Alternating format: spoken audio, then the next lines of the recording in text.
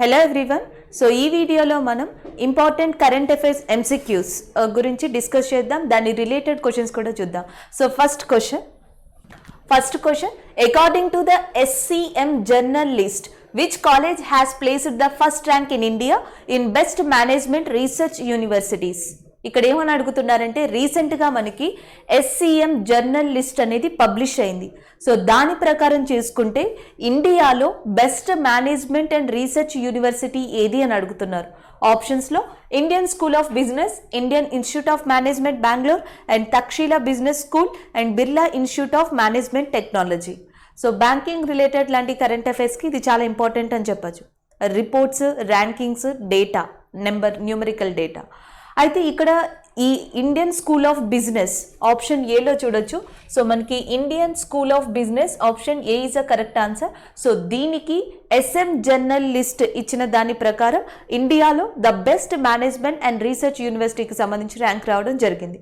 యాక్చువల్గా SCM journal list అనేది మనకి 2015-2020 2015 నుంచి 2020 మధ్యలో సో ఏవైతే మనకి బిజినెస్ స్కూల్స్ అంటాం కదా, ఆ బిజినెస్ స్కూల్కి సంబంధించిన యూనివర్సిటీస్ కావచ్చు, లేకపోతే దానికి సంబంధించిన రీసెర్చ్ కావచ్చు, సో ఆ విషయంలో ఇంపార్టెంట్ థింగ్స్ గురించి సో అబ్జర్వ్ చేసి ఆ డేటాని కలెక్ట్ చేసి గ్లోబల్లీ అంటే ప్రపంచవ్యాప్తంగా దరిదాపుగా 100 బిజినెస్ స్కూల్స్కి సంబంధించి ఒక ర్యాంకింగ్ ఇవ్వడం జరుగుతుంది. సో దాంట్లో భాగంగానే ఇండియాకి సంబంధించి ఇండియన్ స్కూల్ ఆఫ్ బిజినెస్ అనే దానికి అవార్డు రావడం జరిగింది. Option A is a correct answer. And మీరు గుర్తుపెట్టుకోవాల్సింది ఏంటంటే ఈ సంవత్సరం SCM జర్నల్ లిస్ట్ ప్రకటించిన దాని ప్రకారం ఇండియాలో the best management and research యూనివర్సిటీగా ఏది నిలిచింది అంటే ISB. అండ్ నెక్స్ట్ ఇంపార్టెంట్గా గుర్తుపెట్టుకోవాల్సింది 2015-20 మధ్యలో డేటాని కలెక్ట్ చేసి సో దానికి గాను ఈ అవార్డు ఇవ్వడం జరిగింది. So second question, which of the following political party is the first party that has declared the name of donor which made donations to party through electoral bonds? So మనకి electoral bonds ప్రకారం భారతదేశంలో ఏ మొట్టమొదటి political party తన donor యొక్క నేమ్ని disclose చేసింది అని చెప్పేసి అడుగుతున్నారు, అనౌన్స్ చేసింది అని. అసలు ఆన్సర్ చూసే ముందర మనకి ఎలక్టోరల్ బాండ్స్ అంటే ఏంటి, సో దాని యొక్క మెయిన్ ఇంపాక్ట్ ఏంటి అనేది కూడా మనం తెలుసుకోవాలి.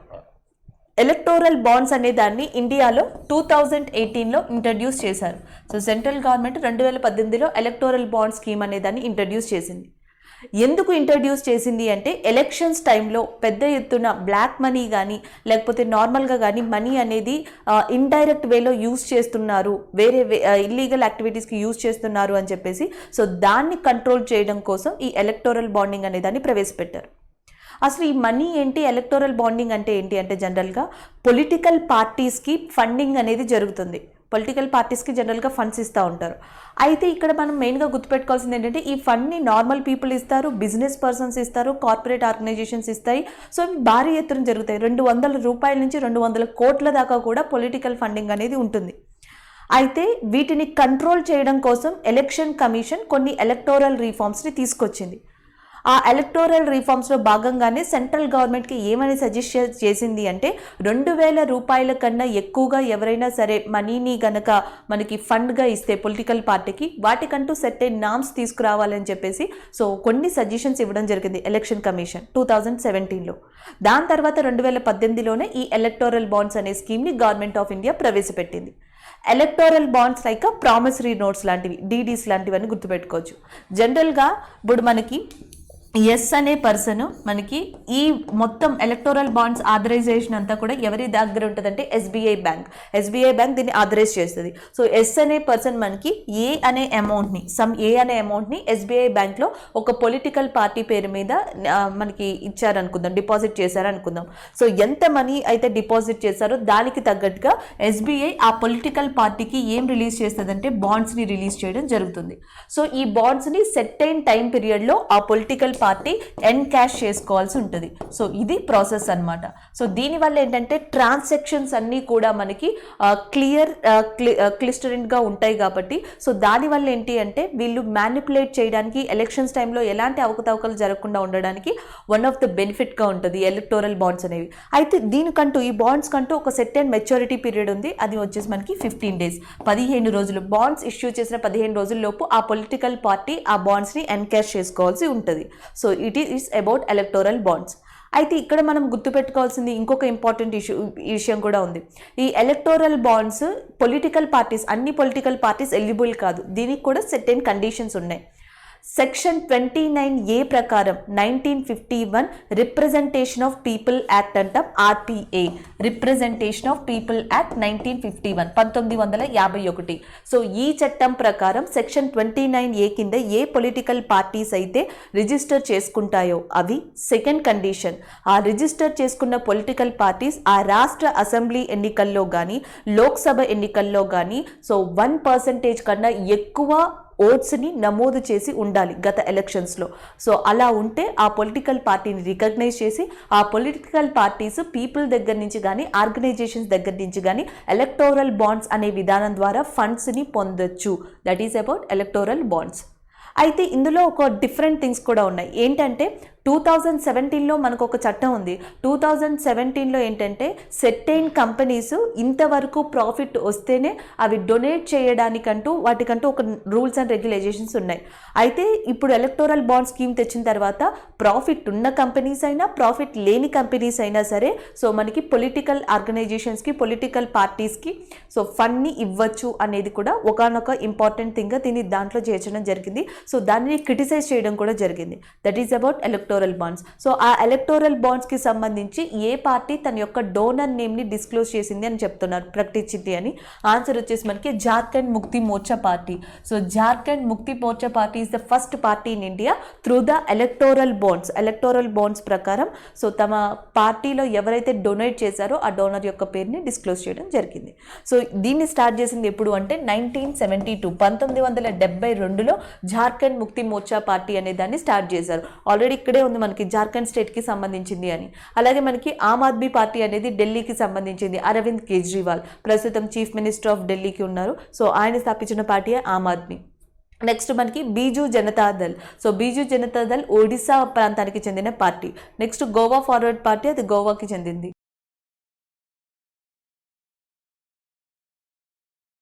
So next current affair, Nongkhyllem wild life sanctuary. Nongkhyllem wild life sanctuary పక్షుల అభయారణ్యం, సో వన్యప్రాణుల అభయారణ్యం.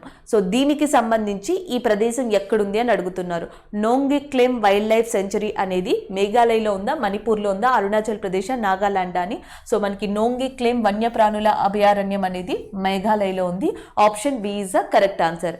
మేఘాలయలో చాలా వైల్డ్ లైఫ్ శాంచరీస్ ఉన్నాయి, బట్ ఇది న్యూస్లో ఉండడానికి one of the main reason ఏది అంటే బ్యాట్, గబ్బిలం. ఇటీవల భారతదేశానికి చెందిన కొంతమంది శాస్త్రవేత్తలు సో మనకి బ్యాట్స్లోనే అరుదైన స్పీషియస్ ఒక డిఫరెంట్ జాతిని ఈ మేఘాలయ ప్రాంతం దగ్గర కనుక్కున్నారు. ఎస్పెషల్లీ ఎక్కడ అంటే నోంగిక్లెమ్ వైల్డ్ లైఫ్ సెంచరీ దగ్గర.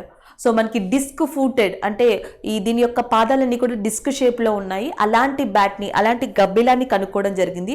సో దీంతో భారతదేశంలో యొక్క గబ్బిలాల సంఖ్య 130 అయింది. అండ్ దాని తర్వాత మేఘాలయలో యొక్క గబ్బిలాల సంఖ్య వచ్చేసి 66 అయింది. So this is the bat population in India and as well as a Meghalaya. So అందుకని నోంగిక్లెమ్ అనే పార్క్ ఎక్కడుంది అని అడుగుతున్నారు. రెండోది ఏంటంటే ఇది ఎందుకు ఫేమస్ అంటే మనకి కమ్యూనిటీ హంటింగ్. ఇక్కడ నోంగిక్లెమ్ అనే ప్రాంతంలో కమ్యూనిటీ హంటింగ్ అనేది ఇప్పటికీ కూడా ఏమంటారు ప్రాక్టీస్లో ఉంది.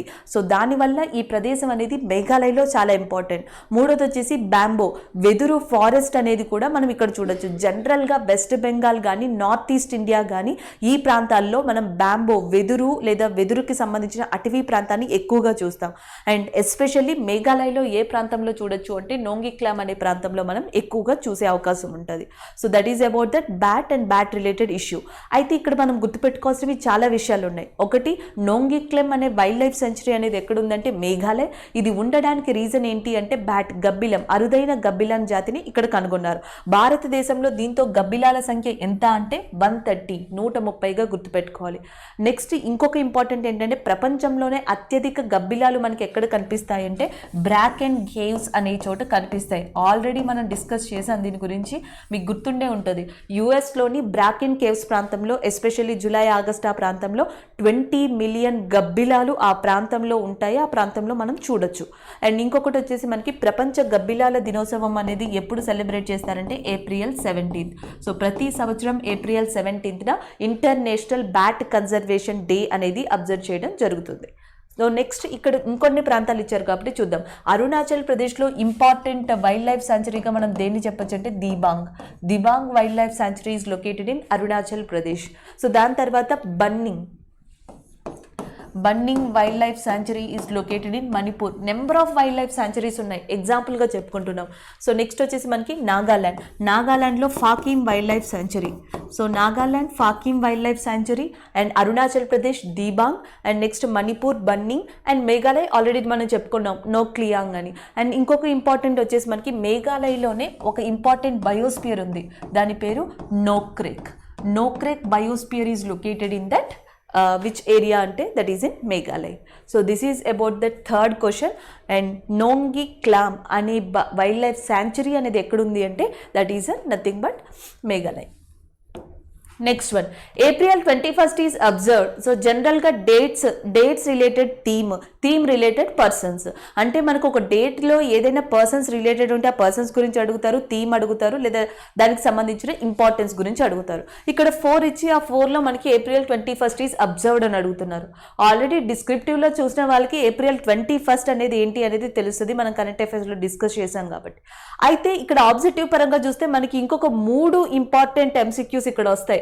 నేషనల్ మ్యాథమెటిక్స్ డే అని ఉంది. సో ఎవ్రీ ఇయర్ కూడా నేషనల్ మ్యాథమెటిక్స్ డేని ఎప్పుడు సెలబ్రేట్ చేసుకుంటారంటే December 22nd. So December 22nd every year కూడా నేషనల్ మ్యాథమెటిక్స్ డే, జాతీయ గణిత దినోత్సవం అనేది సెలబ్రేట్ చేస్తారు. సో నెక్స్ట్ ఉన్నది ఏది అంటే national protein day. So national protein day అనేది ఎప్పుడు అంటే Feb 27th. So Feb 27th అనేది మనకి national protein day. So next వచ్చేసి national safety day. So national safety day వచ్చేసి March 4th. కానీ ఇక్కడ మనకి మెయిన్ ఇంపార్టెంట్ ఏంటంటే డిసెంబర్ డేస్ గురించి మీతో డిస్కస్ చేశాను పాత ఎంసిక్యూస్లో. సో ఎవరికి గుర్తుందో వాళ్ళు ఆన్సర్ చేయొచ్చు కింద కమెంట్లో. December 4th, December 5th ఇండియాలో ఏ డేస్ కింద సెలబ్రేట్ చేస్తారు, లేదా ఇంటర్నేషనల్ పరంగా December 4th, December 5th ఏమైనా ఇంపార్టెన్స్ ఉందా, ఇండియన్ నేవీ డే కానీ ఇండియన్ ఆర్మీ డే కానీ ఇలాంటి డేస్ ఏమన్నా December 4th and December 5th ఉన్నాయా? సో మీకు తెలిస్తే కింద కమెంట్ చేయండి. ఇక్కడ మాత్రం December 22nd national mathematics day, and February 27th national protein day, national safety day March 4th, and మిగిలిపోయిన option national civils day. National civil service day అనేది every year కూడా April 21st డేనే సెలబ్రేట్ చేయడం జరుగుతుంది. It's very important. So day తెలుసుకున్నాం కదా, ఈ day ఎవరి కోసం? సో ఈ డే గురించి మనకి 2 ఇంపార్టెంట్ విషయాలు గుర్తుపెట్టుకోవాలి. ఒక ఇంపార్టెంట్ విషయం వచ్చేసి 1947లో జరిగిన ఇన్సిడెంట్. 1947లో ఢిల్లీలోని మెట్కేఫ్ అనే ప్రాంతంలో మొట్టమొదటి సివిల్ సర్వెంట్ బ్యాచెస్ యొక్క సమావేశం అనేది జరిగింది. అది ఎవరితో జరిగింది అంటే the great personality of India Sardar Vallabhbhai Patel. So భారతదేశపు ఉక్కు మనిషి అని పిలుస్తారు, బిస్మార్క్ ఆఫ్ ఇండియా అని చెప్పి పిలుస్తారు. సర్దార్ అనే టైటిల్ని కూడా వల్లభాయ్ పటేల్ గెలుచుకోవడం జరిగింది. సర్దార్ వల్లభాయ్ పటేల్ భారతదేశానికి ఇండిపెండెన్స్ వచ్చిన తర్వాత ఫస్ట్ హోమ్ మినిస్టర్. ఇవి అడుగుతూ ఉంటారు కదా, ఇండిపెండెన్స్ వచ్చిన తర్వాత ఫస్ట్ ప్రెసిడెంట్ ఆఫ్ ఇండియా ఎవరు? బాబు రాజేంద్ర ప్రసాద్. ఇండిపెండెన్స్ వచ్చిన తర్వాత ఫస్ట్ సీజే ఆఫ్ ఇండియా ఎవరు? హెచ్జే కానియా. ఇండిపెండెన్స్ వచ్చిన తర్వాత first prime minister of India ఎవరు? ఆబ్వియస్లీ అది మనకు తెలుసు, జవహర్లాల్ నెహ్రూ. అలాగే భారతదేశానికి స్వతంత్రం వచ్చిన తర్వాత the first home minister of India, so that is nothing but Sardar Vallabhbhai Patel. ఈయన 1947 మెట్కేఫ్ ప్రాంతంలో ఢిల్లీలో మొట్టమొదటి సమావేశం జరిగింది. ఆ సమావేశంలో ఈయన ఒక వర్డ్ కూడా యూజ్ చేశారు, నేషనల్ సివిల్ సర్వీస్ పీపుల్ భారతదేశానికి ఎలాంటి వాళ్ళు అంటే స్టీల్ ఫ్రేమ్ ఆఫ్ ఇండియా లాంటి వాళ్ళు అని చెప్పేసి ఈయన చెప్పడం జరిగింది. ఈ స్టేట్మెంట్ని కూడా యూజ్ చేసుకోవచ్చు. సర్దార్ వల్లభాయ్ పటేల్ తన జీవితంలో చాలా ఇంపార్టెంట్ స్టేట్మెంట్స్ రిలీజ్ చేశారు. సో భారతదేశం అభివృద్ధి చెందాలి, ఆకలి కోసం ఎవరు బాధపడకూడదు, ఎవరు కన్నీరు కార్చకూడదు, ఇది నా కోరిక అనే స్టేట్మెంట్ని రిలీజ్ చేసింది. అండ్ ఇది నా డిజైర్ అని చెప్పి ఒక స్టేట్మెంట్ని రిలీజ్ చేసిన పర్సన్ సర్దార్ వల్లభాయ్ పటేల్. అలాంటి స్టేట్మెంట్స్లోనే ఒకటి భారతదేశం యొక్క సివిల్ సర్వెంట్ పర్సన్స్, భారతదేశానికి ఉక్కు మనుషులు లాంటి వాళ్ళు, స్టీల్ ఫ్రేమ్ లాంటి వాళ్ళు అని చెప్పిన పర్సన్ సర్దార్ వల్లభాయ్ పటేల్. నెక్స్ట్ ఇక్కడ ఇంకొక ఇంపార్టెంట్ థింగ్గా మనం గుర్తుపెట్టుకోవాల్సింది ఏంటంటే సర్దార్ వల్లభాయ్ పటేల్కి సంబంధించి అన్ని ప్లేసెస్ కూడా గుజరాత్ చుట్టుపక్కల ఉన్న ప్రాంతాల్లో ఉన్నాయి. సర్దార్ వల్లభాయ్ పటేల్ మ్యూజియం, సర్దార్ వల్లభాయ్ పటేల్ యొక్క statue, Sardar Sarovar dam, Sardar zoological park, ఇవన్నీ కూడా మనకి గుజరాత్లోనే ఉన్నాయి, దాన్ని గుర్తుపెట్టుకోండి. అలాగే నేషనల్ సివిల్ సర్వీస్ డే అంటే సివిల్ సర్వీస్ పీపుల్ కోసం సో ముఖ్యంగా ఇండియాలో ఒక ప్రోగ్రామ్ని స్టార్ట్ చేశారు. దాన్ని ఏమని పిలుస్తారంటే మిషన్ కర్మయోగి, రైట్? మిషన్ కర్మయోగి అనే ప్రోగ్రామ్ని ఎప్పుడు స్టార్ట్ చేశారు అంటే ఎవరి కోసం స్టార్ట్ చేశారు అంటే నేషనల్ సివిల్ సర్వీస్ పీపుల్ కోసం. ఐఏఎస్ ట్రైనింగ్ అనేది మనకి ముసూరిలో జరుగుతుంది. ఆ టైంలోనే ఈ మిషన్ కర్మయోగి అనే దాన్ని స్టార్ట్ చేశారు. ప్రాక్టికల్ లైఫ్లో మనకి ఎలాంటి ఇన్సిడెంట్స్ ఎదురవుతాయి, దాన్ని ఎట్లా ట్యాకిల్ చేయాలి, ఎలాగ అభివృద్ధి చేయాలి, ఇలాంటివన్నీ. సో దీనివల్లే చాలామంది ఐఏఎస్ ఆఫీసర్స్ ఇండియాలో చాలా గొప్ప గొప్ప ఇనిషియేటివ్స్ని తీసుకున్నారు. ఫర్ ఎగ్జాంపుల్ మనకి రాజస్థాన్లో కొంతమంది ఐఏఎస్ ఆఫీసర్స్ అక్కడ ఉన్న చైల్డ్ మ్యారేజ్ని ఆపి విమెన్స్ ఎడ్యుకేషన్ కోసం కొత్త ప్రోగ్రామ్స్ని స్టార్ట్ చేశారు. అండ్ నెక్స్ట్ వచ్చేసి మేఘాలయ లాంటి ప్రదేశాల్లో, మణిపూర్ లాంటి ప్రదేశాల్లో, నార్త్ ఈస్ట్ ఇండియాలో మహిళల కోసం పోషణ ఏదైతే న్యూట్రిషన్ ప్రాబ్లం ఉందో దాన్ని ఎలిమినేట్ చేయడానికి విమెన్ ఐఏఎస్ ఆఫీసర్ అక్కడ కొత్త పథకాన్ని స్టార్ట్ చేశారు. అండ్ కొంతమంది ఐఏఎస్ ఆఫీసర్స్ కొన్ని కేఫ్ లాంటి వాటిని స్టార్ట్ చేశారు. ఎవరైతే డిజేబుల్డ్ పీపుల్ ఉన్నారో ఆ డిజేబుల్డ్ పీపుల్ సర్వ్ అవ్వడం కోసం, సో వాళ్ళు జీవించడం కోసం ఒక కేఫ్ లాంటి దాన్ని బట్టి వాళ్ళకి పని కల్పించడం కూడా జరిగింది. అంటే స్కీమ్స్తో సంబంధం లేకుండా వీళ్ళ అడ్మినిస్ట్రేషన్లో భాగంగా చిన్న చిన్న పరిశ్రమల్ని, చిన్న చిన్న పీపుల్ని అభివృద్ధి చేయడమే ఈ మిషన్ కర్మయోగి దాంట్లో భాగం. వీళ్ళని ఇట్లా ట్రైన్ చేయడమే మిషన్ కర్మయోగి యొక్క మెయిన్ భాగం.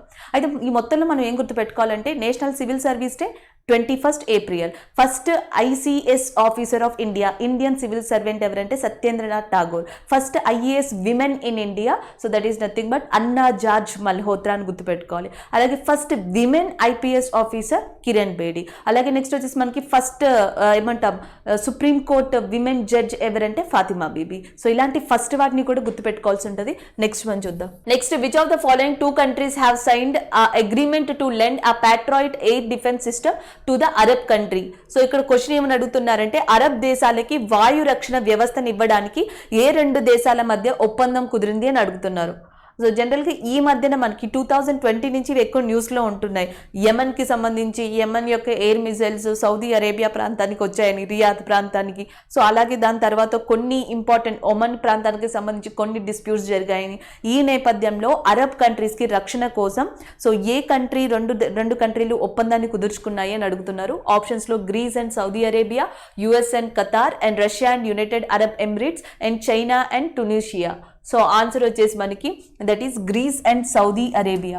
Grace and Saudi Arabia air defence రంగంలో అరబ్ కంట్రీస్కి సో రక్షణ ఇవ్వడానికి అండ్ టెక్నాలజీని యూజ్ చేసుకోవడానికి ఈ ఒప్పందాన్ని కుదుర్చుకున్నాయని గుర్తుపెట్టుకోవాలి. అయితే ఎప్పుడైతే 2 కంట్రీస్ ఇండియా తప్పించి మిగతా కంట్రీస్ న్యూస్లో ఉంటాయో ఆ కంట్రీస్ యొక్క క్యాపిటల్స్ కానీ ఆ కంట్రీస్ యొక్క ఇంపార్టెంట్ రిలేషన్కి సంబంధించిన మెయిన్ ఇంపార్టెంట్ ఈవెంట్స్ కానీ గుర్తుపెట్టుకోవాలి. అయితే ఇక్కడ మనకి ఇచ్చిన కంట్రీస్ చాలా different. Arab and as well as Greece, ఈ 2 కంట్రీస్ మొట్టమొదటి ఎంఓయూ అని చెప్పొచ్చు ఎయిర్ డిఫెన్స్ సిస్టంలో. అయితే వీటికి 1990s నుంచి ఒక గుడ్ రిలేషన్ ఉంది. ఈ రిలేషన్లో భాగంగానే రీసెంట్గా ఈ 2 కంట్రీస్ కూడా మనకి ఒక యుద్ధ విన్యాసాన్ని నిర్వహించాయి. దాని పేరే ఏది అంటే ఫాల్కాన్ I-1. సో జనరల్గా ఫాల్కాన్ I-1 అనే యుద్ధ విన్యాస మిలిటరీ ఎక్సర్సైజ్ ఎవరెవరికి మధ్య జరిగింది అంటే Saudi and as well as గ్రీస్కి మధ్యలో. మరి గ్రీస్ క్యాపిటల్ ఏది అంటే ఎథెన్స్, అండ్ సౌదీ యొక్క క్యాపిటల్ ఏది అంటే Riyadh. Riyadh is the capital of Saudi Arabia and గ్రీస్కి క్యాపిటల్ ఎథెన్స్. సో యూఎస్కి ఆల్రెడీ తెలుసు వాషింగ్టన్ డీసీ అని. నెక్స్ట్ రష్యాస్కి వచ్చి మనకి మాస్కో, అండ్ చైనాకి వచ్చేసి Beijing. China Beijing, Russia Moscow, USA Washington. And next వచ్చేసి తునీషియా అని ఉంది కదా, దీని యొక్క క్యాపిటల్ వచ్చేసి Tunis. And this is about which of the following countries signed agreement to lend a Patriot air defense system? Greece and Saudi Arabia. వీటి capitals మర్చిపోద్దు. Greece capital Athens, Saudi Arabia that is nothing but Riyadh. And ఈ 2 కూడా exercise ఏదంటే Falcon I-1 అనే exercise. So next question మనకి countries and as well as presidents ఇచ్చారు. So దాన్ని మనకి మ్యాచ్ చేయమని అడుగుతున్నారు. సో ఆప్షన్స్లో మనకి Mozambique, Turkey, South Africa, Lebanon. So ఇక్కడ నెక్స్ట్ ప్రెసిడెంట్ నేమ్స్ ఇచ్చారు, చూద్దాం. మొజాంబిక్ వచ్చేసి మనకి president Filipe Nyusi. Mozambique president వచ్చేసి మనకి Filipe న్యూసీ. Option D is a correct answer. Next Filipe Nyusi is a president of Mozambique. మళ్ళీ పలుకుతున్నా. సో నెక్స్ట్ వచ్చేసి మనకి టర్కీ. సో టర్కీ యొక్క ప్రెసిడెంట్ వచ్చేసి Tayyip Erdogan. So Tayyip Erdogan is a president of Turkey. Next South Africa. So South Africa president వచ్చేసి Cyril Ramaphosa. So Cyril Ramaphosa is a president of South Africa. లెబనాన్కి మనకి Michel Aoun. So Michel Aoun is a president of that Lebanon. Option DABC అనేది correct answer. So మనకు వచ్చేసి answer is D A B C. So option 3 is a correct answer. Presidents and as well as ఇక్కడ ఉన్న countries. అయితే ఇవి ఏవో రకంగా చాలాసార్లు కరెంట్ అఫైర్స్లో ఉంటున్నాయి. ఫర్ ఎగ్జాంపుల్ మనకి లెబనాన్ యొక్క క్యాపిటల్ వచ్చేసి Beirut. So Beirut is a capital of Lebanon. Last time మనకి ఆగస్టు 2020లో అమోనియం నైట్రేట్ అనేది ఈ ఏరియాలో, బీరూట్ అనే ఏరియాలో ఎక్స్ప్లోడ్ అవడం వల్ల చాలామంది చనిపోయారు. చాలా ఇన్సిడెంట్స్ అంటే చాలామంది గాయపడ్డారు కూడా ఆ ఇన్సిడెంట్లో. సో మనకి బీరూట్ ఎక్స్ప్లోజన్ అంటాం. ఎక్స్ప్లోడ్ అయిన మెటీరియల్ వచ్చేసి ఏది అంటే అమోనియం నైట్రేట్. సో నెక్స్ట్ వచ్చేసి మనకి సౌత్ ఆఫ్రికా క్యాపిటల్ ఒకసారి మీరు ఆన్సర్ చేయండి కింద కమెంట్స్లో. అండ్ నెక్స్ట్ వచ్చి మనకి టర్కీ యొక్క క్యాపిటల్ వచ్చి అంకారా. అండ్ నెక్స్ట్ మొజాంబిక్ యొక్క క్యాపిటల్ వచ్చేసి Maputo is the capital of Mozambique. టర్కీకి Ankara and Lebanon Beirut. And South ఆఫ్రికాకి మీరు ఆన్సర్ చేయండి what is the capitals of South Africa. And ఇవి మనకి ఇంపార్టెంట్ గుర్తుపెట్టుకోవాల్సినవి. సో నెక్స్ట్ క్వశ్చన్ చూద్దాం. So which country approved plans to expand the country's military training mission in Mali? So ఏ దేశం యొక్క సైనిక శిక్షణ మిషన్ను మాలి దేశంలో విస్తరించే ప్రణాళికలను ఏ దేశం ఆమోదించింది అని అడుగుతున్నారు. సో రీసెంట్గా మాలిలో చాలా సివిల్ అటాక్స్ అనేవి జరుగుతున్నాయి. అండ్ 2 days బ్యాకే దాంగ్ అనే కమ్యూనిటీ, ఫార్మర్స్ కమ్యూనిటీ, సో అక్కడున్న విలేజెస్ని అటాక్ చేయడం, చాలామందిని చంపడం కూడా జరిగింది. సో దీంట్లో భాగంగా చాలా కంట్రీస్ యొక్క ఆర్మీ మాలిలోని సివిలియన్స్ని కాపాడడం కోసం, మాలిలో జరిగే రెబిలియన్ వార్స్ వాటిని ఆపడం కోసం చాలా కంట్రీస్ అక్కడ ఆర్మీస్ని ప్రొవైడ్ చేస్తున్నాయి.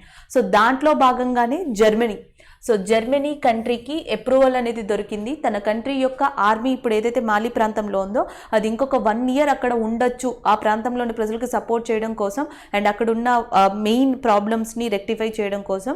సో జర్మనీ ఆర్మీకి ఇంకొక 1 year అప్రూవల్ అనేది దొరికింది. దాంతోపాటు UN యొక్క బ్లూ హెల్మెట్స్ అంటాం. యుఎన్కి బ్లూ హెల్మెట్స్ అనే ఆర్మీ ఉంటుంది. బ్లూ క్యాప్స్ అనొచ్చు, బ్లూ హెల్మెట్స్ అనొచ్చు. సో మిగతా యుఎన్ యొక్క మెంబర్ కంట్రీస్ అన్నీ కూడా దీంట్లో కాంట్రిబ్యూట్ చేస్తాయి. సో దీంట్లో భాగంగా కూడా జర్మనీకి ఇంకొక 1 year ఈ బ్లూ హెల్మెట్స్లో భాగంగా మాలి ప్రాంతంలో ఉండే హక్కుని కూడా సో జర్మనీ పొందడం జరిగింది. So that is an news. So Germany యొక్క క్యాపిటల్ వచ్చేసి బెర్లిన్, దాన్ని కూడా గుర్తుపెట్టుకోండి. నెక్స్ట్ వన్ చూద్దాం. Recently, which social media platform launches the future to tackle hate speech, abusive messages? So మనకి అబ్యూజివ్ మెసేజెస్ కానీ లేకపోతే ఎమోజీస్, దానికి సంబంధించి ఎమోజీస్ కానీ ఆ రిలేటెడ్ ఏమున్నా సరే సో వాటికి సంబంధించి వాటిని ఏమంటారు క్రాష్ చేయడం, ఇలాంటి వాటికి ఇలాంటి నామ్స్ తీసుకురావడానికి ఏ సోషల్ ప్లాట్ఫామ్ స్టార్ట్ చేసింది దీన్ని అని అడుగుతున్నారు. ఆప్షన్స్లో Twitter, Telegram, WhatsApp, Instagram. So రీసెంట్గా ఇన్స్టాగ్రామ్ ప్లాట్ఫామ్ ఏం చేసింది అంటే హేట్ స్పీచ్, అబ్యూజివ్ మెసేజెస్, ఇలాంటి ఎమోజీస్ వీటికి సంబంధించి ట్యాకిల్ చేయడం కోసం ఒక ప్లాట్ఫామ్ని క్రియేట్ చేసింది. సో దానికి రిలేటెడ్ ఎలాంటి మెసేజెస్ కానీ ఎమోజీస్ కానీ ఎలాంటి కన్వర్జేషన్ వచ్చినా వెంటనే వాటిని క్రాష్ చేసే విధంగా సెర్టైన్గా కంప్లైంట్స్ని రిజిస్టర్ చేసే విధంగా సో ఇన్స్టాగ్రామ్ రీసెంట్గా కొన్ని నామ్స్ని కూడా తీసుకురావడం జరిగింది. So option A is a correct answer. Next one చూద్దాం. Which of the following is not an objective of merchandise exports from India scheme? So యాక్చువల్గా మనకి భారతదేశం నుంచి ఎక్స్పోర్ట్స్ చేయడం కోసం వన్ ఆఫ్ ద ఆర్గనైజేషన్ అనేది ఏర్పడింది. దాని పేరు వచ్చేసి మనకి merchandise export from India scheme అనేది. సో దీనిని ఎప్పుడు స్టార్ట్ చేశారంటే 2015-2020లో భాగంగా 2020 యొక్క 20లో భాగంగా ఈ MEIS అనే స్కీమ్ని స్టార్ట్ చేయడం జరిగింది. Next the rewards are given by way to duty credit scripts to exporters. So ఇక్కడ ఏమైనా అడుగుతున్నారంటే ఎగుమతిదారులకి సంబంధించి నామ్స్ అనేవి చెప్తున్నారు. సో నెక్స్ట్ వచ్చేసి మనకి MEIS scheme introduced under the foreign trade policy of India. Foreign trade policy of India 2015-20 ప్రకారం introduce చేయబడింది, not 2020-25. ఇది కరెక్ట్ కాదు ఈ పాయింట్ అనేది. నెక్స్ట్ వచ్చేసి it is an incentive scheme for exports of goods manufactured of India. So యాక్చువల్గా ఏంటంటే మనకి ఇండియా నుంచి చాలా గూడ్స్ మ్యానుఫ్యాక్చర్ అయ్యి ఎక్స్పోర్ట్ అవుతూ ఉంటాయి. అలాంటి వాటికి కస్టమ్స్ డ్యూటీకి సంబంధించి, కస్టమ్ డ్యూటీ ట్యాక్స్కి సంబంధించి, ఆ ట్యాక్స్లో మనకి డిడక్షన్ కానీ, సబ్సిడీస్ కానీ, ఈ ఇన్సెంటివ్స్ కానీ, వీటికి సంబంధించి ఇవన్నీ నామ్స్, రెగ్యులైజేషన్స్ అన్నీ కూడా మనకి దేంట్లో ఉంటాయంటే ట్రేడ్ పాలసీ ఆఫ్ 2015-20కి సంబంధించిన మర్చెండైజ్ ఎక్స్పోర్ట్ ఫ్రమ్ ఇండియా స్కీమ్లో ఉంటాయి. అయితే ఇక్కడ ఏంటి, ఫస్ట్కి సంబంధించి మనకి ఏమంటారు కస్టమ్ డ్యూటీకి సంబంధించింది, సో అది ఉంటుంది. సో సెకండ్ వచ్చేసి మనకి ఇక్కడ ఇన్సెంటివ్స్ అనేవి ఉంటాయి, అది కూడా ఉంటుంది. సో థర్డ్ వచ్చేసి ఇది 2020-25 అని ఇచ్చారు, కానీ ట్రేడ్ పాలసీ 2015-20లో ఇది మనకి ఇంట్రడ్యూస్ చేయబడింది. అయితే క్వశ్చన్ ఏమని అడుగుతున్నారు, which of the following is not an objective of merchandise export అంటున్నారు. కాబట్టి so option B is the correct answer. The MEIS scheme introduced under the foreign trade policy of India 2020-25. Option B is the correct answer. Next one చూద్దాం. Which country national assembly approved ecocide draft bill to punish acts of environment damage. So మనకి environmental పరంగా ఏదైనా damage అయితే, ఏదైనా దెబ్బతింటే, so దాని ప్రకారం ఆ మనుషుల్ని, ఆ పర్సన్స్ని శిక్షించడానికి ఎకోసైడ్ అనే బిల్లుని ఇటీవల ఏ కంట్రీ యాక్సెప్ట్ చేసింది అని అడుగుతున్నారు. సో జనరల్గా ఫస్ట్ మనం చూడాల్సింది ఎకోసైడ్ అంటే ఏంటి అని. జనరల్గా ఇది ఇప్పుడు మనకి చాలా పాపులర్లో ఉన్న వర్డ్. కిల్లింగ్ ఆఫ్ ఎన్విరాన్మెంట్ని ఎకోసైడ్ అని పిలవచ్చు. Killing of environment.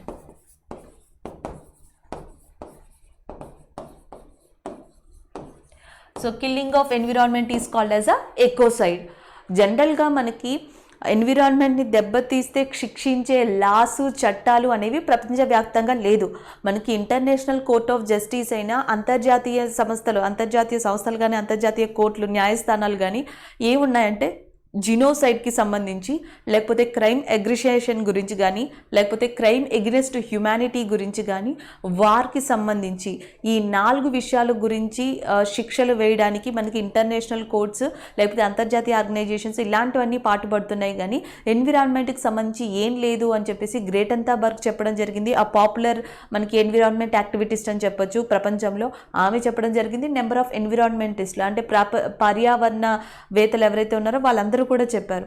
సో వాళ్ళు ప్రపోజ్ చేసినట్టుగా ఈ ఎకోసైడ్ బిల్ అనే దాన్ని ఫ్రాన్స్ తీసుకురావడం జరిగింది.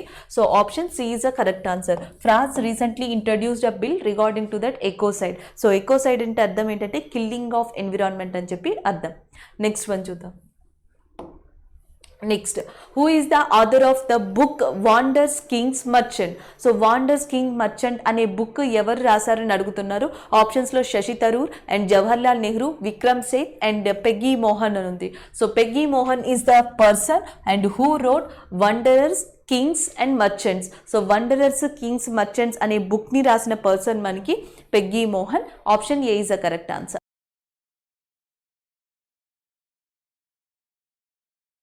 CARE rating agency have revised down its forecast for India GDP growth to how much percentage in 2021-22? Earlier projection 10.7 to 10.9%. ఇక్కడ ఏమని అడుగుతున్నారంటే మనకి చాలా రేటింగ్ ఏజెన్సీస్ ఉంటాయి. అంటే జీడిపి గురించి చెప్పడానికి, ఇండియా ఎంతవరకు గ్రోత్కి వెళ్తుంది, ఇండియా ఎంతవరకు గ్రోత్కి వెళ్ళదు. సో ఇలాంటి ఫ్యూచర్ ప్రెడిక్షన్స్ ఇచ్చే రేటింగ్ ఏజెన్సీస్ మనకి నెంబర్ ఆఫ్ ఉన్నాయి. అయితే ఇక్కడ ఏమని అడుగుతున్నారు అంటే ఈ కేర్ రేటింగ్ ఏజెన్సీ ఇటీవల మనకి అంటూ ఒక పర్సెంటేజ్ జీడిపి ఇంతవరకు వెళ్ళొచ్చు అని చెప్పి ఇవ్వడం జరిగింది. సో అది కూడా ఏంటి 2021-22కి సంబంధించి ప్రొజెక్షన్ వచ్చి 10.7 నుంచి 10.9% వరకు ఉండొచ్చు అని. అయితే దాని యొక్క మళ్ళీ రివైజ్ గ్రోత్ రేట్ని ఇటీవల ఇవ్వడం జరిగింది. ఆ రివైజ్ గ్రోత్ రేట్ ఎంత అని అడుగుతున్నారు. ఆన్సర్ వచ్చేసి 10.2%. యాక్చువల్గా చెప్పాలంటే ఇది డౌన్ అయింది అని అర్థం. ఇది వరకు 2021-22కి ఈ రేటింగ్ ఏజెన్సీ ఏం చెప్పింది, ఇండియా యొక్క జీడిపి ఆల్మోస్ట్ 10.7 నుంచి 10.9 ఉండొచ్చు అని. కానీ దాన్ని మళ్ళీ తిరిగి రివైజ్ చేసి ఎంతకి డిక్రీజ్ చేసింది అంటే 10.2%కి డిక్రీజ్ చేయడం జరిగింది. Next one.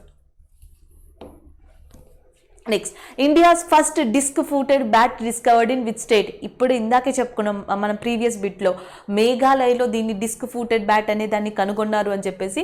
Option B is a correct answer. In Meghalaya disc footed bat is మనకి రికగ్నైజ్డ్. అయితే ఇక్కడ కొన్ని ఆప్షన్స్ ఇచ్చారు కాబట్టి ఇక్కడ ఉన్న ఇంపార్టెంట్ ప్రదేశాల గురించి మాట్లాడదాం. ఒకటి వచ్చేసి మనకి ఉత్తరప్రదేశ్ ఏరియా ఉంది. సో మనకి ఉత్తరప్రదేశ్ ఏరియాలో Dudhwa national park is very important in Uttar Pradesh area. Already నాగాలాండ్లో Fakim wild life sanctuary is very important. Fakim wild life sanctuary అనేది మనకి నాగాలాండ్లో ఉంది. సో నెక్స్ట్ వచ్చేసి మనకి బీహార్. సో బీహార్లో మనకి నెంబర్ ఆఫ్ ప్లేసెస్ ఉన్నాయి. సో దాని గురించి ఒకసారి చూడండి, నేషనల్ పార్క్స్ కానీ లేకపోతే వైల్డ్ లైఫ్ శాంచురీస్ కానీ. సో నెక్స్ట్ ఇక్కడ ఆన్సర్ వచ్చి మాత్రం Meghalaya is a correct answer. Already discuss చేశాం కాబట్టి ఇక్కడ చెప్పట్లా. Next one, what is the name of new digital currency being exported by the bank of England? So జనరల్గా bank of England new digital కరెన్సీని introduce చేసింది. దాని పేరు ఏంటి అని అడుగుతున్నారు. బ్రిట్ కాయినా, బ్రిట్ క్రిప్టో కాయినా, ఎగ్ కాయినా, లేకపోతే బిట్ కాయినా అని. ఎంగ్ coin, bit coin, బ్రిట్ crypto coin, బ్రిట్ coin. So జనరల్గా డిజిటల్ కరెన్సీని క్రిప్టో కరెన్సీ అని చెప్పి పిలవచ్చు. ఆల్రెడీ మనం కరెంట్ అఫైర్స్లో చాలాసార్లు చెప్పుకున్నాం ఈ క్రిప్టో కరెన్సీ గురించి. ఇండియాలో దీన్ని అఫీషియల్గా యూజ్ చేయట్లేదు, ఆర్బీఐ బ్యాన్ చేసింది. 2019 డిజిటల్ ఆథరైజేషన్ బిల్ అనే ఒక దాన్ని తీసుకొచ్చి రూల్స్ అండ్ రెగ్యులేషన్స్ని పెట్టారు. అయితే బిట్ కాయిన్ లాంటి దాన్ని యూఎస్ లాంటి కంట్రీస్లో ఇప్పటికీ వాడుతున్నారు అని చెప్పేసి మనం డిస్కస్ చేసుకున్నాం. అయితే రీసెంట్గా ఇంగ్లాండ్ బ్యాంక్ తన యొక్క ఏమంటారు తన యొక్క బ్యాంకింగ్కి సంబంధించి బ్యాంక్ ఆఫ్ ఇంగ్లాండ్ అనే దానికి సంబంధించి ఒక న్యూ డిజిటల్ కరెన్సీని అనౌన్స్ చేసింది. ఆ న్యూ డిజిటల్ కరెన్సీ వచ్చేసి మనకి bitcoin. So bitcoin is a new digital currency which is explored by the bank of England and option C is a correct answer. Next one చూద్దాం. According to the China Central Bank report, and the India's demographic advantage to overtake China's by which year? So ఇక్కడ ఏమని అడుగుతున్నారంటే China central bank report ప్రకారం India demographic అనేది చైనాని ఏ year లోపు cross చేస్తుంది అని అడుగుతున్నారు. ఆప్షన్స్లో 2025, 2050, 2030, 2035. సో 2035 కల్లా so India demography will be overtake by the China. So option B is a correct answer. 2035 కల్లా సో మనకి చైనా సెంట్రల్ బ్యాంక్ ఇచ్చిన రిపోర్టు ప్రకారం చైనాను భారతదేశ జనాభా అనేది అధిగమిస్తుంది అని చెప్పడం జరిగింది. Option B is a correct answer. Next one, which of the following celebrity has been named as a brand ambassador of India's leading local search engine Just Dial? So భారతదేశంలోనే వన్ ఆఫ్ ద పాపులర్ అని చెప్పొచ్చు just dial అనేది మన search engine, మన country యొక్క search engine. So దీనికి సంబంధించి ఇది వరకు మనకి లాక్డౌన్ టైంలో లాక్డౌన్కి ముందర అమితాబ్ బచ్చన్ జీ దీనికి మనకి ఏమంటారు బ్రాండ్ అంబాసిడర్గా వ్యవహరించారు. సో దాని తర్వాత ఇప్పుడు జస్ట్ డైల్కి బ్రాండ్ అంబాసిడర్గా ఎవరు ఉంటున్నారో అని అడిగారు. దియా మీర్జా, అక్షయ్ కుమార్, సల్మాన్ ఖాన్ అండ్ రణ్వీర్ సింగ్. సో ఇప్పుడు ప్రస్తుతం రణ్వీర్ సింగ్ జస్ట్ డైల్ అనే ఇండియా యొక్క లోకల్ సెర్చ్ ఇంజన్కి బ్రాండ్ అంబాసిడర్గా ఉన్నారు. So option C is a correct answer. Next one, India's CAG GC Murmu has been chosen as the external auditor of which of the organization? మనకి controller and auditor general ఉంటారు, CAG అంటాం. So India యొక్క ప్రస్తుత CAG ఎవరు అంటే మనకి GC Murmu. అయితే ఈయన ఈ కింది వాటిలో ఏ పదవికి మళ్ళీ తిరిగి నియమించబడ్డారు, ఎంపిక కాబడ్డారు అని అడుగుతున్నారు. Organisation for the prohibition of chemical weapons, international federation of accounts, international energy agency, European organisation of supreme audit institution. So ఇక్కడ మనకి ఏంటంటే organisation for the prohibition of chemical weapons. So chemical weapons దానికి రిలేటెడ్కి సంబంధించి వాటిని India లోపలికి రానివ్వకుండా, ఇండియాలో సర్క్యులేట్ అవ్వకుండా ప్రొహిబిట్ చేసే విధంగా సో ఉండే సిస్టమ్కి మెయిన్గా ఆఫీసర్గా లేదా చైర్మన్గా ఎన్నికైన వ్యక్తి GC Murmu. Already GC Murmu ప్రస్తుతం కాగ్గా ఉన్నారు ఇండియాలో. సో దాంతోపాటు ఎడిషనల్ ఛార్జ్గా he is a chairman or the officer of organisation for the prohibition of chemical వెపన్స్కి ఎన్నికవడం జరిగింది.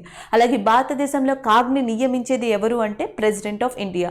భారత రాష్ట్రపతి మనకి controller and auditor general of ఇండియాని నియమించడం జరుగుతుంది. నెక్స్ట్ వన్ చూద్దాం.